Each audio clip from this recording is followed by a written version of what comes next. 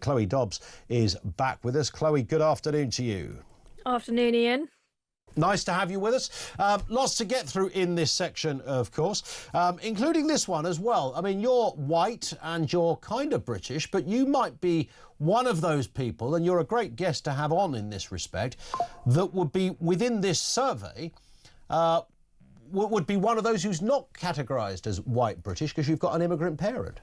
Yeah, exactly. I would be considered a foreigner in this survey because I've got an American mother. I think the key thing here, though, is regardless of exactly how they calculate it, what this is indicative of is the country heading in a direction where British culture has disappeared. So here we're talking about the number of white British people. Quite frankly, I don't give a damn about the colour of your skin, but I do care about culture. I do care about what your first language is. What language do you speak around your family and in your community? What do you eat? What cultural values do you have? And I think that saying that you think preserving British culture is important doesn't make you racist, doesn't mean that you're saying Britain is superior to the rest of the world. I think that every country has their own unique culture which they should want to preserve. I mean, why do we go on holiday? Why do we go to different places? If I were to go to India, I'd be pretty disappointed if there wasn't any Indian food and Indian culture. If I went to Mexico and there wasn't any Mexican food,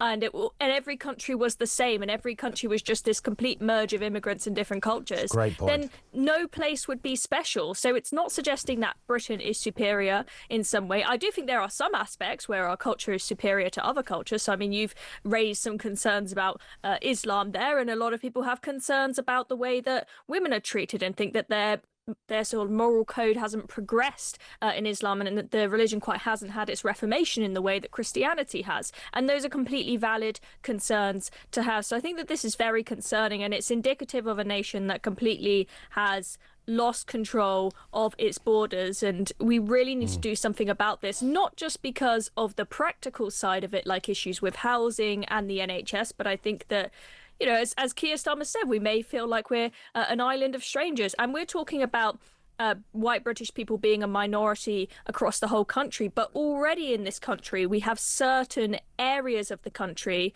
where white Brits feel like a minority, where you've got immigrant hotspots. So, for example, in places like Birmingham, where you've got really strong Pakistani communities, and the MPs are talking more about building airports in Pakistan than they are about solving the crisis of there being rubbish all over the streets. That is quite concerning. We've got quite a few areas like that, and areas where sectarian politics is really starting to prevail. Which is why we've introduced Procreation Wednesday here on the programme, Chloe. And I don't know if you heard how romantic. Isn't it wonderful? Listening to talk. Yeah, and well, there's no other way, frankly, you know, with my voice and your lug holes. I mean, goodness me, wouldn't be the first time. Of course, there are, as we understand it now, we're just getting the official figures in from the polls. It's looking as if there's, I think, 220 conceptions since we came on air at 1 o'clock. Oh, my goodness. So we must be sexy to llisten to. I think so. I'd like to think between the two of us we've got this thing covered, Chloe. You know, people are listening, and but they believe that, you know, there's almost a your country needs you moment, right? I'm not sure whether to be concerned or happy that people are conceiving whilst listening to us. Well, it's different, isn't it? I mean, there is, you know, it could turn out we'd be like the sort of Barnum and Bailey going around the world, like, you know, these two people that somehow make other people have babies just by being there. You know, it's an amazing godlike power to have, I suppose. But it would be wonderful, because the serious side of that kind of point, joshing aside, is that it is a procreation thing. You know, our birth rate, our fertility rate is very low in comparison to other cultures. Yeah, I've spoken about immigration, but there is a procreation issue here. Now, I mean, the reality is, I mean, you mentioned that Muslim families have a lot more children. Family values are a much bigger part of their culture and their religion than ours, so they have a lot more children than your typical white Brit will. And if you look at the way that Japan is going, Japan is a place that hasn't been overrun by immigrants like countries in Europe have been, and they have a amazing culture there. I have a few friends that just visited and thought it was amazing, but they are now deciding people are just not having enough children here, so we are going to have to bring in a big surge of immigrants, and it will be very sad to see if Japan completely loses its culture and its identity consequently. But, you know, I don't blame Brits for not wanting to have as many children these days, because I mean, look at the house prices. You need to be a millionaire to be able to afford a house that is big enough for kids to have their own bedrooms and a garden. You know, I wouldn't want to have children if I was in some tiny little flat and I've got 3 kids having to share bunk beds in one room and no garden to play in. That wouldn't be a nice environment. So I understand. So getting a grip on the housing crisis and whatnot is something that has to be done in order to incentivize Brits. I think that also doing things with the tax system to incentivize people to have children. I know the Hungarians, for example, are doing some great things there. I don't think scrapping the 2-child benefit cap is the way to really incentivize that. I think there are other ways that we can do it that other countries are doing very well. Yeah.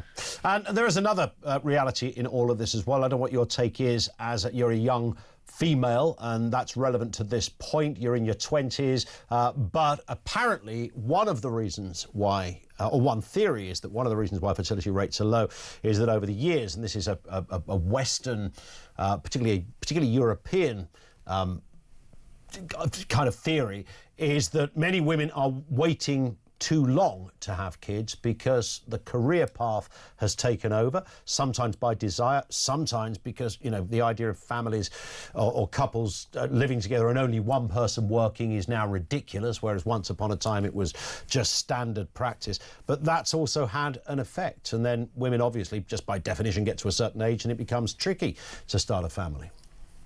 Yeah, I think there are a lot of different factors at play here, and you've listed some of them there as to why women are waiting until later to have children. I mean, first of all, it is really, really difficult, as I said, not just to buy a house that has enough bedrooms and space for kids, but also to be in a position where if you're a mother, you can actually stay at home and take care of them. I think if I were to have children, I wouldn't want to be working away at work all the time and just handing the kids over to someone else to take care of them. I might want to work part-time or something, but unless I was in a position where I'm able to dedicate the time that I need to bring my kids up properly, I wouldn't want to do it. And then there are a multitude of other reasons. I think that there are a lot of issues with dating with young people. I think dating apps have completely sort of ruined the ability of young people in their 20s and early 30s to form good, long-lasting relationships and whatnot. There's a heck of a lot going on here. It's a complicated issue, but consequently, the number of white Brits is rapidly declining. Indeed.